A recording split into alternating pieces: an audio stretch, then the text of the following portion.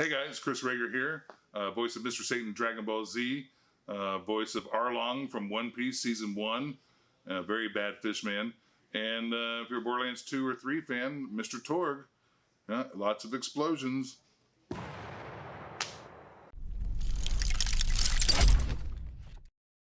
My name is Chris Rager. I am a voice actor based out of the Dallas, Texas area, and you might have heard me in such shows as Dragon Ball Z, as Mr. Satan, King Yima, Android 14, probably a couple others in some of those movies. I can't quite remember. It's been a long time.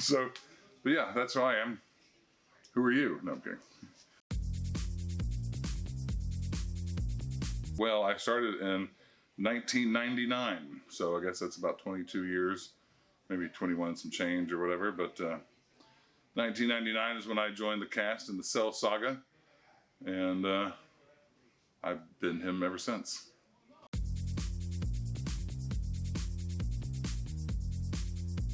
Well, I mean, I'm an actor, so I always wanted to get paid to do some acting, right? You know, and when Dragon Ball came along with Funimation, it did give many of us an opportunity to actually,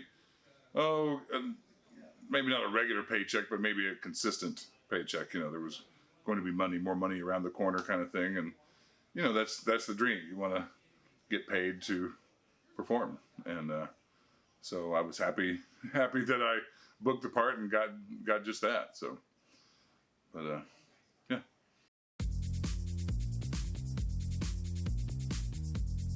Well, oddly enough, my friends and I were in a comedy troupe, and we performed sketch comedy and improv comedy for many years in the Dallas area and other places.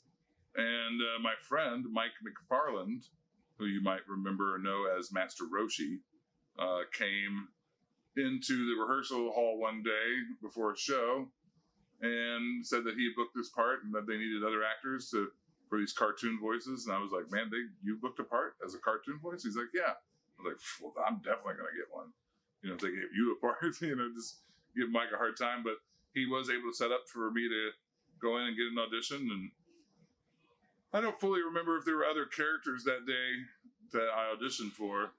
I definitely remember Mr. Satan. He was the one I kind of focused on, and one that probably spoke to me the most as far as like something that fit more in my vocal category. And when I saw him, he looked like a pro wrestler to me. And so I very much gave him the voice of pro wrestlers I loved and enjoyed, you know, growing up on, the Hulk Hogan, Macho Man Savage, Jesse the Body Ventura and stuff. So that was literally my very first voiceover job was Dragon Ball Z.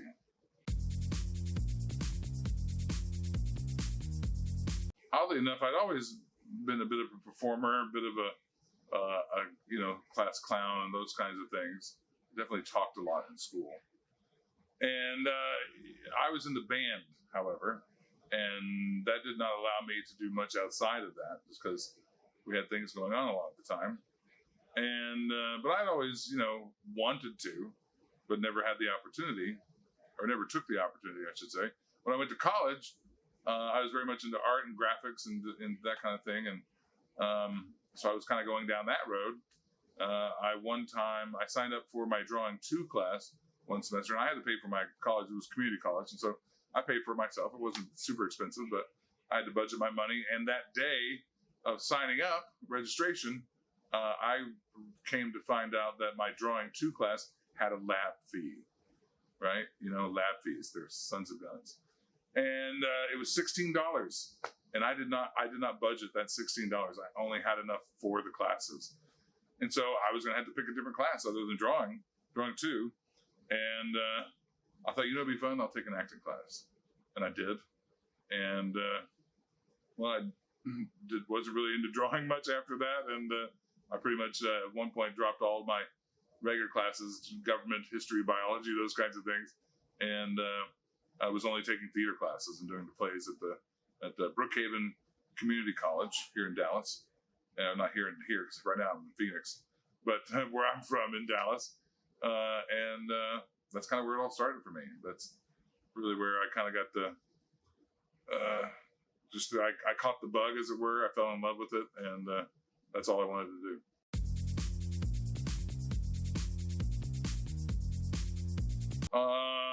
Well, I like a roof over my head, and I like food on the table, and I do have a daughter who's 15, and she costs a lot of money. And but I mean, still getting to be a performer, having fun, creating characters, doing something that maybe in the live action world I would never be cast for in any kind of way. But so yeah, I get to play a lot of different characters that I never would find anywhere else, but in the animation world or anime and video games and things like that. So I'm always looking to find ways to use my vocal talents to create a good, fun, new character that people like, and that's what kind of keeps me motivated.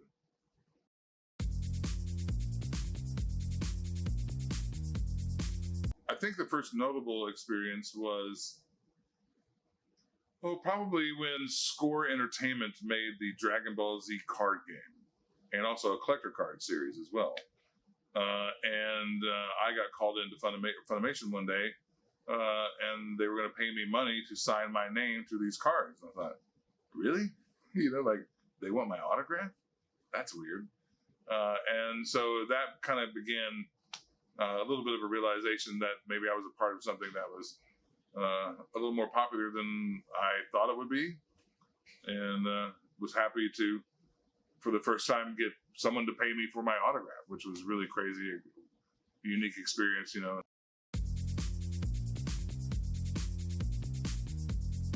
Well, I mean, I always knew there was what I would maybe call a sub base of fans out there that were not necessarily the fans of things that were in the mainstream all the time, and yeah, just as the years went along, we had more and more opportunities to go meet fans and do other signings. They had the Dragon Ball Z Hummer tour. They'd taken this military Hummer, decaled it up with Dragon Ball things. He would drive around the country, and then they would fly voice actors in to help promote the card game and do signings and things like that. And so that really was, by then I'd done that previous signing, but this is a new thing where I'm actually they're flying me places to promote Dragon Ball and the card game, and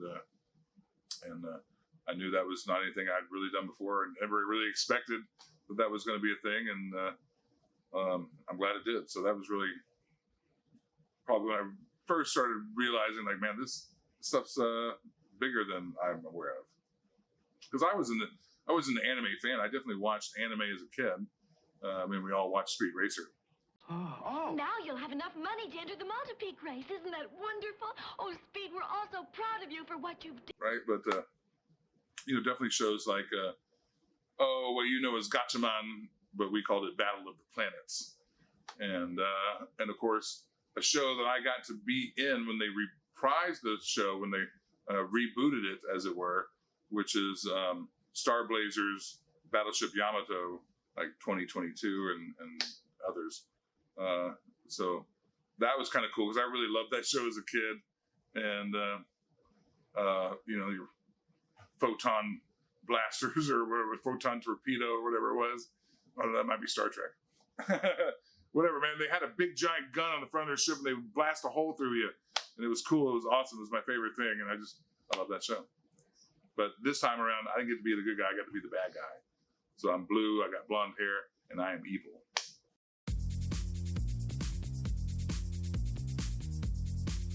Well, I really got into Robotech for a while. I even owned one of the toys. I was kind of like a transformer, but it was basically the motorcycle converting into a backpack that would go on the figure. It was really wonky and it never really fit properly, but it was cool. I loved it, and I didn't care that it didn't really fit right or something, or that it was awkward to kind of do and manipulate. But I think that was probably that show, and Star Blazers and Battle of the Planets. Man, Battle of the Planets was cool.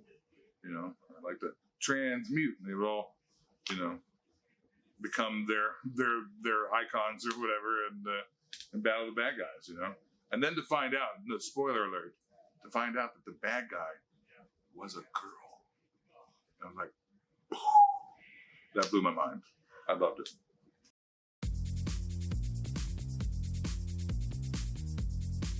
Well, I think over the years we've gotten really good at trying to keep it as close to the original as we can. Without because when we were doing Dragon Ball, we didn't have Japanese translation dubs. We were doing Dragon Ball off the Spanish dub. That's how we were translating, because we didn't have any Japanese speakers in Texas, but we had plenty of Spanish speakers. And so that was the dub we were kind of using, and it wasn't necessarily a direct translation either. And so there was a few things that we definitely missed where people were like, that doesn't happen, or they don't say that, And not my character, it was other characters like Krillin, people like that, But what I do now these days, I try to stay as true as I can to the original, but still, adding my own twist or play on the character. I don't try to do it exactly like the Japanese actor before me, but I definitely use them as an inspiration, where before I didn't really have that opportunity. Because nowadays we listen to it in Japanese before we record it. So we listen to a short part that I'm about to record in Japanese so I can understand what's going on, what's happening, the tone of everything, and then I do it. And so that definitely allows us to try to keep it a little more true to form, as it were.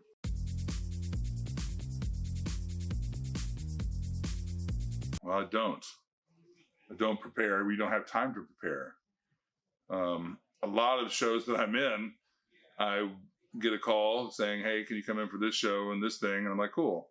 And I don't really know what character I'm playing or what's taking place in the scene until I'm in the booth recording. So the director will kind of give me a rundown, a breakdown of what's taking place, who my character is, what they're about. And then we go. So I rely a lot on my history with improvisation and stuff like that. So I usually make a pretty, solid choice as far as I'm concerned. I think I try to make a high percentage choices what's going to fit this character the best.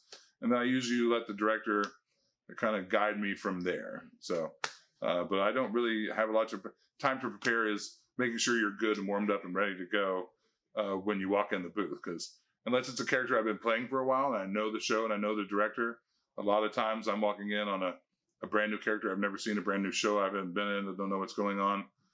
So I rely a lot on my own training as an actor and, what I've learned, and I think what works best for me.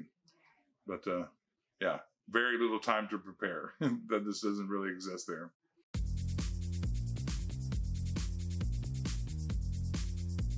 Oh, wow.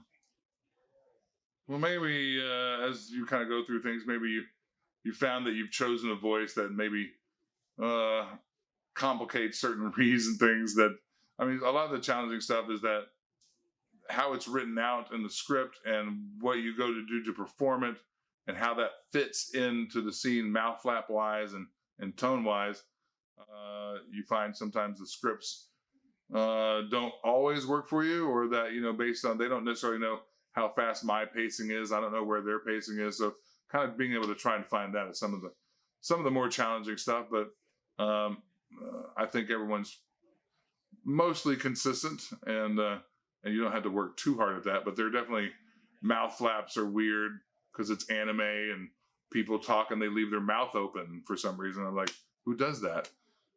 So you have to kind of justify it in a way in your within the voice, even though maybe there's not a line there or read there. So I try to be open to the idea that I could throw a little bit of scoff or a smile or something in there that'll make a little more sense, even though maybe it's not written on the page. So, but that's probably the most challenging. But other than that, man, it's not rocket surgery.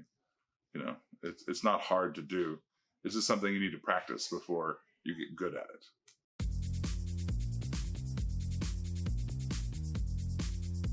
Well, I know a lot of those things don't really happen in the booth. It probably is a lot more about out enjoying the fan experience of it all. One of my favorite things to do is I'm Mr. Satan, and in the anime, when Mr. Satan appears, fans chant, Satan, Satan, Satan. I always find that amusing. So if I'm out at a convention or something like that, I always try to find a moment where I chant Satan, get the crowd to start chanting Satan, just because where else can you do that, right? Anywhere else you try to do that, people are like, that guy's the devil and he's here to hurt us or something. But in the very harmless way that it is, that's some of the most fun I have, just seeing how many people will chant Satan with me, and it feels good. It feels good, not because I'm a demon or evil, just because I don't know. It's ironic in a way, you know.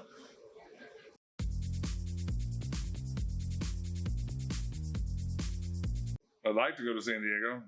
Sign me up. Call me. I'm here.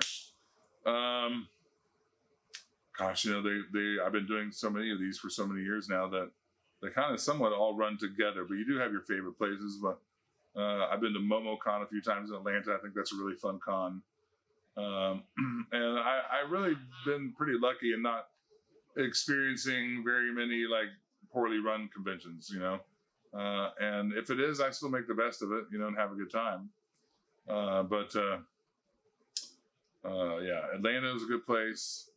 And then I had a convention that I went to several years in a row where I sort of kind of became a staple guest. It was a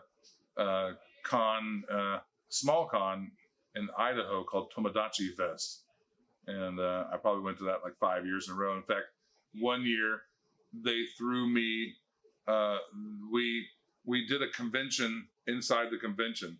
So like in an hour-long panel, we had RagerCon, right? And we had musical guests, we had everything you expect from opening ceremonies to closing ceremonies inside in an hour.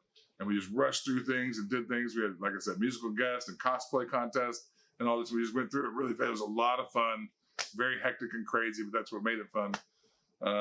And so, yeah, I think that's probably one of my better experiences as far as the con goes. That I had my own con within the con. It was pretty fun. That's cool. I still have a button from it somewhere. I wish I had it on me.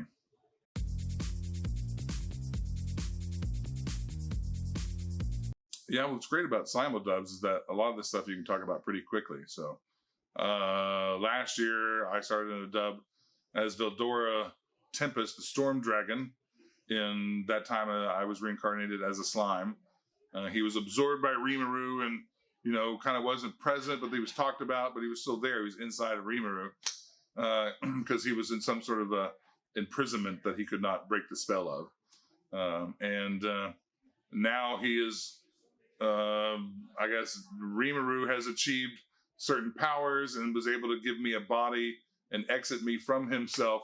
And so now I'm in human form. I got like 6-pack, man. I look good too. I'm like it's the best looking character I've ever played. Right? You know, he's got blonde hair, nice, you know, good shape. He's got some fangs, you know, he kind of dresses cool.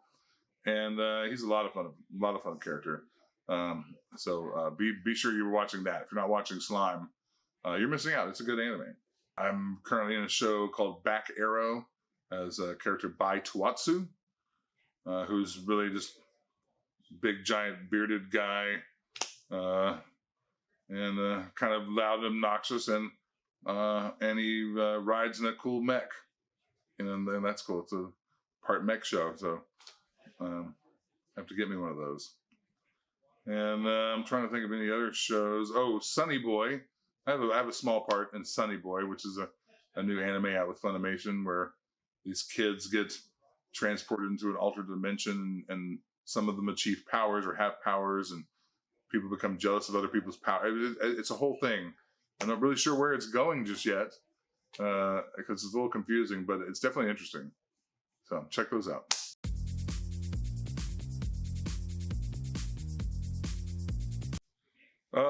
Man. I don't know, man. I suffer from ADHD, and I don't really think about the future very often. I'm a here and now, and what's going on now, and what can I do to make this a good moment, as opposed to things I need to do to achieve something that I have no idea I need to achieve yet. So that's kind of where I'm at with that.